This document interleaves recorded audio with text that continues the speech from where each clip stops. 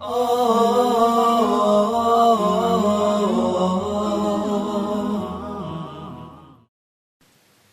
alaikum and welcome back. Now we are going to look at, insha'Allah ta'ala, the steps of the Salah in light of that prophetic hadith, pray as you have seen me praying. Now, the prayer consists of units, and these units are known as rak'at, the singular being rak'ah. And every Salah has a number of units. So the first prayer of the day, Fajr, consists of 2 rak'at. The second prayer, the midday prayer, the Dhuhr prayer, consists of 4 rak'at. The third prayer of the day, the Asr prayer, consists of 4 rak'at. The Maghrib prayer, that is the prayer after the sun sets, is 3 rak'at. And the final prayer of the day, the Isha, consists of 4 rak'at. So now, let's begin to look at the steps of the Salah and how to perform the Salah as the Prophet ﷺ taught us. Now let's begin. First of all, the person who is praying will begin by raising his hands up to his shoulders or in line with his ears.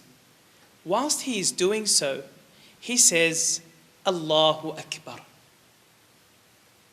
Next, he places his right hand over his left hand, and he begins with the opening supplication of the prayer. Now, the opening supplication is optional, and this will be discussed in a further presentation. Now, after he has completed the opening supplication, he begins with the isti'adha. And the isti'adha is saying, A'udhu billahi minash shaytanir rajim. This is to be said at the beginning of the Salah. Next, he says the Basmala. And the Basmala is saying, Bismillahir Rahmanir Rahim. Now, he will begin reciting Suratul Fatiha. This is the opening surah of the Qur'an, the first chapter of the Qur'an. Suratul Fatiha. And Suratul Fatiha should be perfected. And you must ensure that you have a scholar or a teacher check your Suratul Fatiha. Because Suratul Fatiha is one of the pillars, it is one of the arkan, it is one of the main elements to Salah. So this is why it is important, and the one praying will be saying this a minimum of 17 times in the day and night. Suratul Fatiha. Let's begin. So we said we start with the isti'adha. A'udhu billahi minash shaytanir rajim. Then the basmala. Bismillahir Rahmanir Rahim. And now we begin with the words of Al-Fatiha. Alhamdulillahi Rabbil Alameen. Ar-Rahmanir Rahim. Maliki Yawmiddin. إياك نعبد وإياك نستعين اهدنا الصراط المستقيم صراط الذين أنعمت عليهم غير المغضوب عليهم ولا الضالين.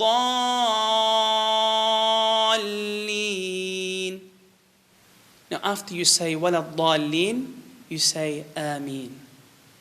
Next, after reciting Surah Al-Fatiha, you will recite a surah or a chapter or parts of a chapter from the Qur'an. So for example, let us take the 112th surah from the Qur'an, which is Surah Al-Ikhlas. So now that you've finished Al-Fatiha, you've said Ameen, now you are going to begin again with the Basmala, with the Bismillahir Rahmanir Rahim. Then the surah. So for example, we'll say, Bismillahir Rahmanir Rahim. Qul huwa Allahu ahad. Allahu samad. Lam yalid wa lam yulad. Wa lam yakun lahu kufuwan ahad. Okay, now that you've completed your chapter, as we just did with Surah Al-Ikhlas, you are now ready to go into the ruku' position. That is the bowing position. Now what you need to do here is, as you are going down, first of all you are going to raise your arms. You are going to raise your arms in line with your shoulders or in line with your ears. And as you are doing so, you begin to say Allahu Akbar, and you are now entering into the ruku', the bowing position. Now, in this position, you must ensure that your back is straight. So that if I was, for example, to place a cup of water on your back, you must ensure that no drops will be coming out of that cup. You must also ensure that you are gripping your knees. So, not with the fingers all together, nor are they stretched out, but just a nice gripping of your knees. Now, in this position, you are saying the words of remembrance related to this position, the ruku' position. And they are, Subhana Rabbiyal Azim. Now, you can say that a minimum of once, but it is preferable to say it more than once, and in many cases you will find yourself saying it 3 times. Subhana Rabbiyal Azim, Subhana Rabbiyal Azim, Subhana Rabbiyal Azim. Now you are ready to go back up into the standing position. Coming up from the ruku' position, you will say Sami Allahu liman hamidah whilst raising your arms. Then you will follow this up by saying Rabbana walakal hamd. So now you should be standing upright and with your arms by your side. Now you are ready to enter the sujood position, the prostration position. Now this is a very special position, so pay attention here. Now here, let's begin with the sujood position and by saying Allahu Akbar. And now you should be entering the sujood position.